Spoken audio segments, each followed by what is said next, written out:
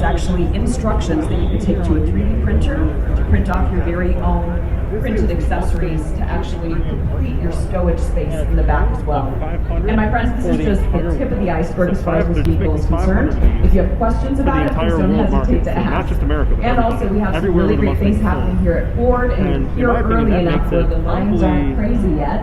There's the Mustang Mach-E. Save money. Ford offers 3 types to suit your lifestyle: hybrid, plug-in hybrid, and all-electric. Let's explore how they work and see which one is right for you.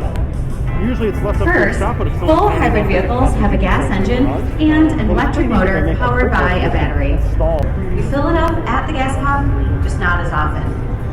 Hybrids can be a first step into the world of electric, and they're great for apartment dwellers or others who can't plug in at home or at work. So check it out. The Ford Explorer Hybrid is a full hybrid